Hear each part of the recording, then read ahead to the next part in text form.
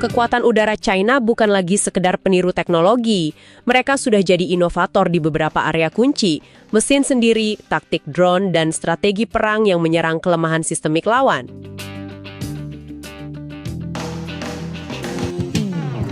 Biasakan menyimak berita dengan selalu ingat kepada Sang Pencipta agar bisa jernih dalam menyikapi informasi yang kita terima.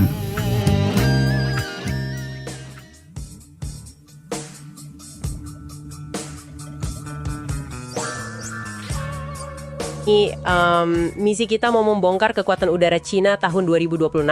Kita akan lihat lebih dalam dari sekedar jumlah pesawat, tapi transformasi di balik armada yang disebut naga langit ini. Oke, mari kita bedah. Ada satu data pembuka dari analisis Anda yang jujur langsung bikin saya kaget.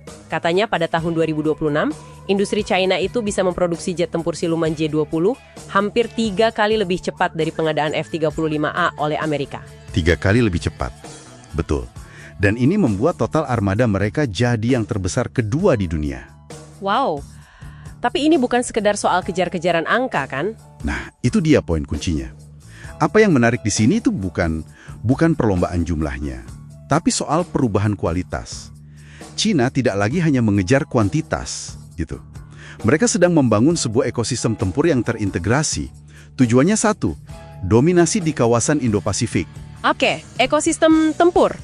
Mari kita mulai dari bintang utamanya, ya, si Chengdu J-20A Mighty Dragon. Di sini nih bagian yang sangat menarik. Sumber Anda bilang China akhirnya berhasil pasang mesin buatan sendiri, WS-15. Katanya mesin ini memungkinkan sesuatu yang disebut Super Cruise. Nah, buat kami yang awam, apa artinya itu dalam pertempuran? Oke, Super Cruise ini bisa dibilang pengubah permainan. Sederhananya ini kemampuan terbang lebih cepat dari suara tanpa harus nyalain afterburner. Afterburner yang boros bahan bakar itu ya? Tepat sekali. Jadi analoginya begini, ini seperti pelari maraton yang bisa lari secepat sprinter, tapi nggak gampang capek. Artinya, J-20 bisa patroli lebih jauh, respons ancaman lebih cepat, dan bisa mendikte pertempuran di area Pasifik yang sangat luas. Jangkauannya jadi jauh lebih mematikan. Oke, dan bukan cuma itu, ada varian baru, J-20S, yang punya 2 kursi. Sumber Anda menggambarkannya sebagai quarterback di udara. Maksudnya gimana itu? Bayangkan pilot di kursi belakang itu bukan buat navigasi, dia itu komandan tempur mini. Jadi dia nggak menerbangkan pesawat, tapi dia mengendalikan segerombolan drone pendamping yang terbang di sekelilingnya. Oh, konsep loyal wingman itu ya? Betul. Ini mengubah total cara bertempur. Pilot manusianya bisa tetap di belakang, di zona aman, sementara drone-drone ini yang maju mengambil risiko. Jadi drone-nya yang melakukan pengintaian atau bahkan menembak? Bisa pengintaian, mengacaukan radar musuh, atau menembakkan rudal. Risiko bagi pilot turun drastis. Jelas, J-20 ini ujung tombaknya. Tapi kalau saya lihat catatan Anda, sepertinya mereka nggak bertaruh pada satu kuda saja. Ada pemain lain kan, seperti Shen yang J-35 dan J-16. Saya penasaran, kenapa mereka masih produksi J-16 dalam jumlah besar? Itu kan bukan pesawat siluman. Pertanyaan bagus. Ini menunjukkan strategi mereka itu berlapis. J-16 memang tidak siluman, tapi perannya beda. Anggap saja dia itu truk rudal terbang. Truk rudal? Iya, senjata andalannya itu rudal raksasa PL-17. Panjangnya saja sekitar 6 meter. Dan rudal ini tidak dirancang untuk duel lincah melawan jet tempur lain. Jadi bukan untuk dogfight ya? Lantas misinya apa? Misinya jauh lebih strategis, yaitu untuk menghancurkan aset pendukung paling vital dari jarak yang sangat jauh. Sangat jauh itu seberapa? Kita bicara 300-500 km. Wow. Aset pendukung itu maksudnya seperti apa? Targetnya itu pesawat tanker, pengisi bahan bakar, dan pesawat mata-mata AWACS yang jadi pusat komando terbang. Ini kan menimbulkan pertanyaan penting. Bagaimana jet tempur musuh mau beroperasi kalau pom bensin terbang mereka bisa ditembak jatuh dari jarak yang begitu aman? Jadi ini benar-benar mengubah aturan main. Bukan lagi soal adu jotos di udara, tapi lebih ke melumpuhkan lawan bahkan sebelum mereka bisa bertarung. Betul sekali. Ini strategi yang disebut perang penghancuran sistem atau memotong urat nadi lawan. Pemikiran yang cukup mengerikan.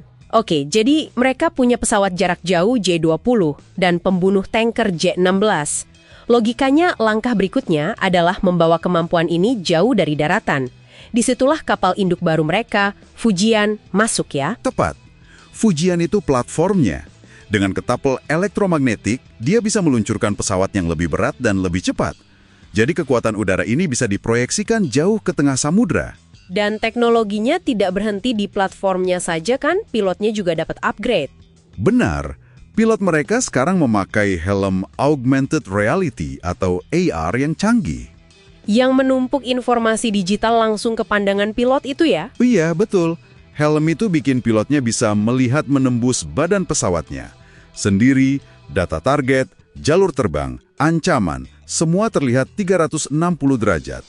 Buat mengunci target, mereka cukup menoleh ke arahnya. Jadi pilot dan mesin benar-benar jadi satu. Jadi apa artinya semua ini? Kalau kita simpulkan pada 2026, kekuatan udara China bukan lagi sekedar peniru teknologi. Mereka sudah jadi inovator di beberapa area kunci, mesin sendiri, taktik drone, dan strategi perang yang menyerang kelemahan sistemik lawan. Anda menangkap intinya. Naga langit itu bukan lagi ancaman di atas kertas untuk masa depan. Ini adalah sebuah realitas operasional yang sudah ada di lapangan dan sedang membentuk kembali keseimbangan kekuatan di udara saat ini juga. Oke.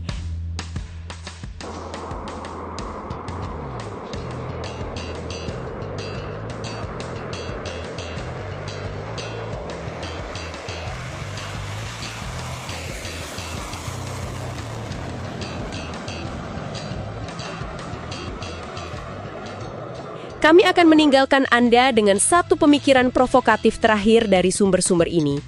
Analisis tersebut juga menyebut adanya pangkalan udara rahasia setara Area 51 di Lob Nur. Di sana China diduga sedang menguji prototipe jet tempur generasi ke-6 tanpa ekor. Jadi pertanyaan untuk Anda renungkan, jika ini adalah kekuatan mereka yang terlihat di tahun 2026, bayangkan apa yang sedang mereka bangun secara rahasia untuk dekade berikutnya.